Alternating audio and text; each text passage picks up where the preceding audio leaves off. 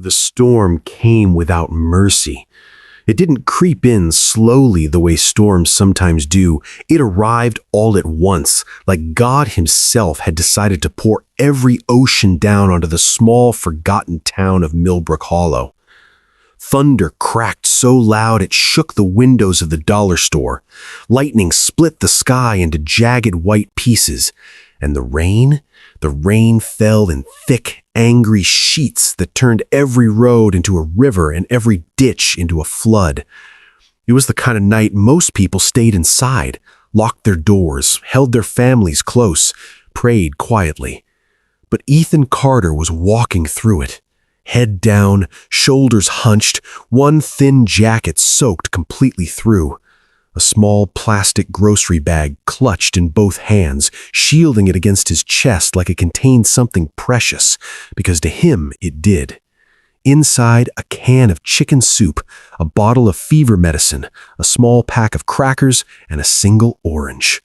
That was dinner. That was the whole budget.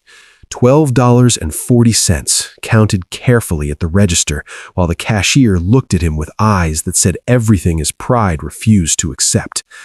He was 23 years old. He worked 2 part-time jobs, and he couldn't always keep the lights on. The trailer park where his mother lived sat at the edge of town, separated from the rest of Millbrook Hollow by a long stretch of cracked asphalt road that flooded every time it rained hard. Tonight, that road was already knee-deep in places. Ethan's sneakers had given up being waterproof 20 minutes ago. His socks made a wet, squelching sound with every step. The cold had moved past uncomfortable and arrived somewhere near painful. But he kept walking, because his mother was home alone, running a fever for the 3rd day in a row, and there was nobody else to bring her soup. That was Ethan Carter's life in a single image. A young man walking through a violent storm carrying $12 worth of groceries because love doesn't wait for better weather. He was almost to the trailer park entrance when the power went out. Not just his street, not just the park, the entire grid. Every street light, every porch bulb, every glowing window went dark at exactly the same moment. 1 second, there was dim orange light struggling against the rain. The next second, there was nothing. Pure, total darkness, broken only by lightning flashes and the distant sound of car alarms triggered by the thunder. Ethan stopped walking.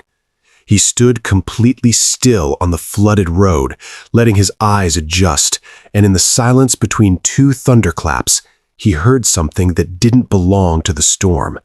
A sound. Small, thin, fragile, crying.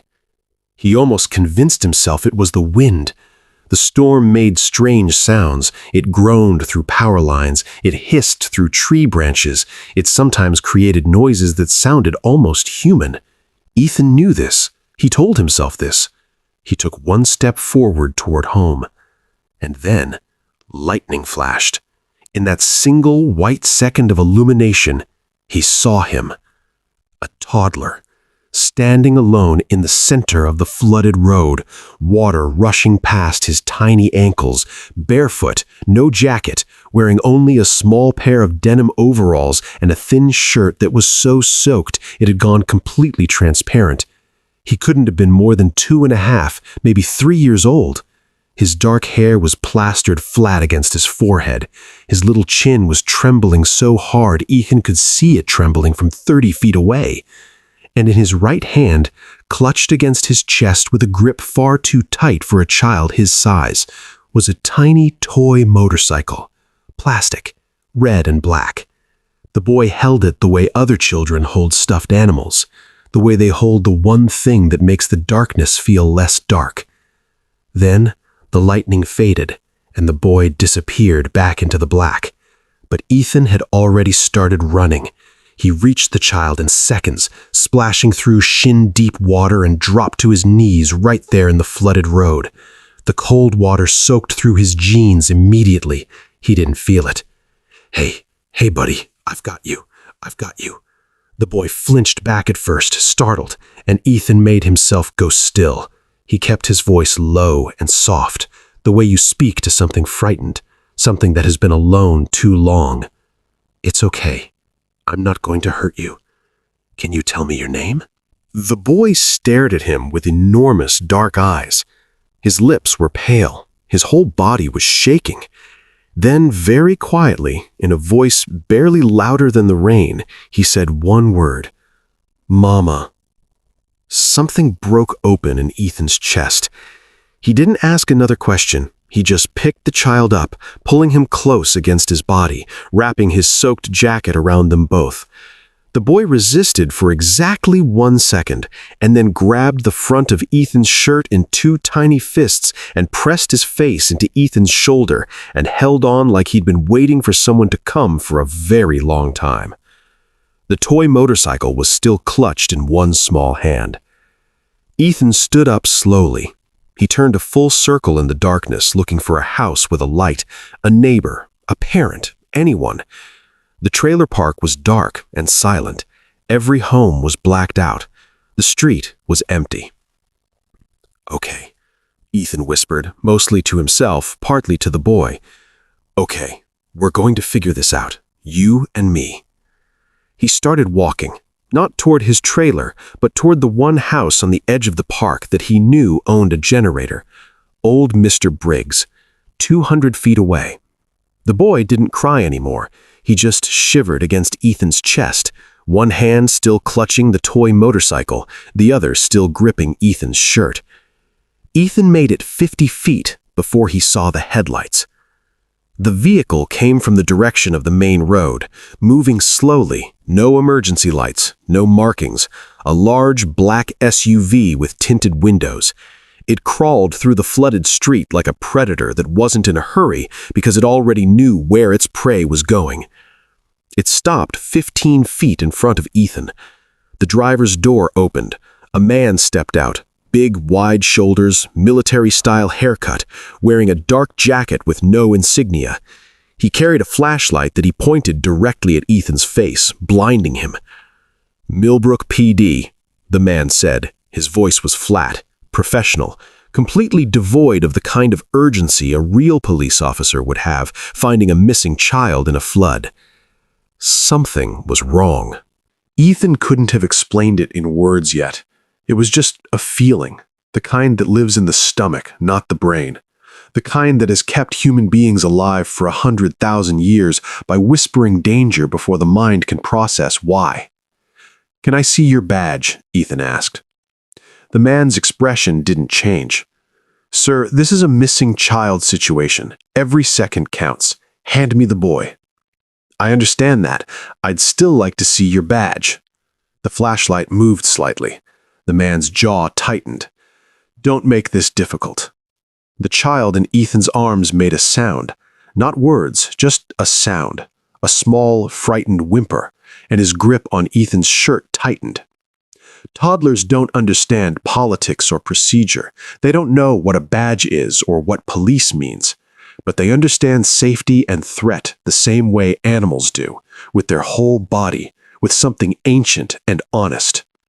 This child was not relieved to see this man. He was more afraid of him than he had been of the storm. "I'm going to need to verify," Ethan began. "Last chance," the man said, and the professional calm in his voice had shifted into something else, something that made the rain feel colder. Ethan took one step backward. The man moved forward. And then, from somewhere in the darkness behind Ethan, from multiple directions at once, came a sound that stopped everything. The low, rolling thunder of motorcycle engines. They came out of the darkness like something from a different world.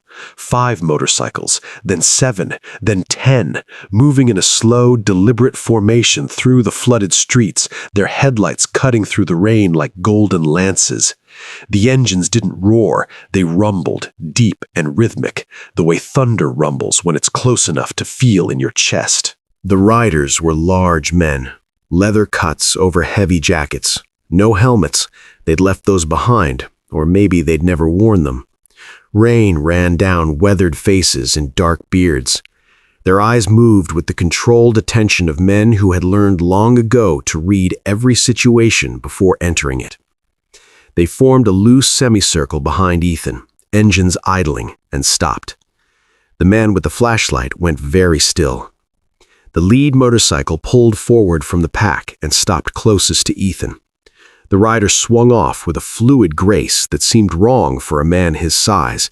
He was enormous, broad as a doorway, with a dark beard shot through with gray, and eyes that were currently fixed on the child in Ethan's arms with an expression that made Ethan's throat tighten. It was pure, undiluted terror. Not the kind of terror that makes people dangerous, the kind that makes fathers drive through flooded streets in the middle of the night. "Liam!" The word came out of the man like a wound opening. The boy in Ethan's arms heard that voice and his whole body changed. He lifted his head from Ethan's shoulder. He turned, and then he said the word he'd been saving since the moment Ethan found him standing alone in the flood. "Dada!" The big man crossed the distance in 4 strides and gathered the child from Ethan's arms with hands that were trembling, actual trembling, visible even in the rain. He pulled the boy against his chest and pressed his face into the child's wet hair and made a sound that had no name in any language, something between a sob and a prayer. The toy motorcycle was still in the boy's fist, pressed now between father and child. For a long moment, the storm raged and nobody spoke and nobody moved, and the only sound that mattered was the sound of a terrified father holding his son again. Then the man lifted his head. His eyes found Ethan. They were wet, and Ethan realized with a jolt that it wasn't just the rain. "You found him." It wasn't a question. "He was standing in the middle of the road," Ethan said quietly. "Alone, about 200 feet back. I didn't know what else to do except pick him up." The man stared at him for a long moment. Then he turned his eyes to the man with the flashlight, and every trace of emotion left his face like a door slamming shut. What replaced it was something much older, much colder. "Marcus Webb," the big man said, flat and quiet.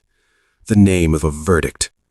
The man with the flashlight, Marcus Webb, had backed up 3 steps towards his SUV without seeming to realize he'd done it. "Colt, I was just—" "You took my son." The big man's voice didn't rise. It dropped. Somehow that was worse.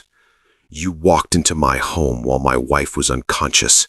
You took a 2-year-old child in the middle of a flood, and now you're standing here with a fake badge trying to take him from the only decent person in this whole story. You have leverage. You have nothing."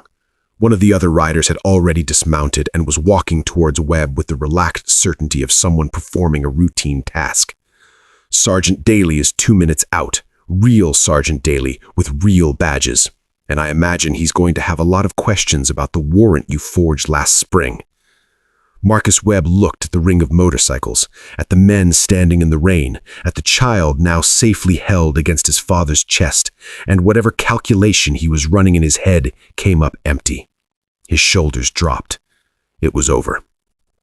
His name was Colton Iron Rains, and he was indeed the president of the Road Saints MC, the most respected motorcycle club in 4 counties, known throughout Millbrook Hollow not for violence, but for the opposite. For organizing Christmas toy drives, for patching roofs after tornado season, for the scholarship fund they'd quietly run for 12 years that had put 19 local kids through community college. Marcus Webb was a former business partner who had decided that leverage over Colton Rains was worth more than his own safety. He had planned to use Liam as a bargaining chip in a dispute about money that had long since become about something uglier than money. He had misjudged, catastrophically, what a father would do. The real police arrived. Statements were given. Webb was placed in the back of a patrol car with the particular expression of a man recalculating every choice he'd ever made. And through all of it, Ethan Carter stood in the rain, holding his grocery bag, unsure whether to stay or go, until a large hand landed on his shoulder. He turned around. Colton Rains was standing behind him, Liam still against his chest, the boy now half asleep with his cheek pressed against his father's leather cut, and the toy motorcycle still tucked under one small arm. "Tell me your name," Colton said. Ethan Carter. You live in the park? Yes, sir. You were walking home in this. It wasn't a question. Colton looked at the grocery bag, the thin jacket, the completely soaked sneakers. He looked at Ethan the way a man looks at someone when he's actually seeing them, not the surface, but the shape of their life. My mom's sick, Ethan said simply. She needed soup. Silence. Rain. The distant rumble of the remaining motorcycles. You picked up my son, Colton said carefully, as though each word needed to be placed precisely. A stranger's child, in the dark, in a flood. You stood your ground against a man twice your size who claimed to be law enforcement. You protected him. He paused. Why? Ethan thought about it honestly. He was alone, Ethan finally said, and he was scared, and he was just a little kid. He shrugged slightly, self-conscious. I don't know, you don't walk away from something like that. Colton Rains looked at him for a long time. Then little Liam stirred against his father's chest, lifted his heavy head, and reached out one small hand toward Ethan, not for anything, just reaching, the way children reach for things they trust. Ethan took the tiny hand. Liam's fingers curled around one of Ethan's fingers and held on. Colton watched his son do this, and something moved across his face, something that a man like him probably didn't allow himself to show very often. Something that looked a great deal like gratitude, and something else that ran deeper than gratitude. Something like recognition, like seeing in a young stranger the quality he had spent his whole life trying to build in the men around him. Decency. Simple, uncomplicated, costly decency. Where's your trailer? Colton asked. They walked Ethan home. Not all of them, just Colton and two others, and little Liam, who had fallen completely asleep against his father's shoulder, toy motorcycle still in hand. They walked through the flooded park in the rain, and it should have been strange, but somehow it wasn't.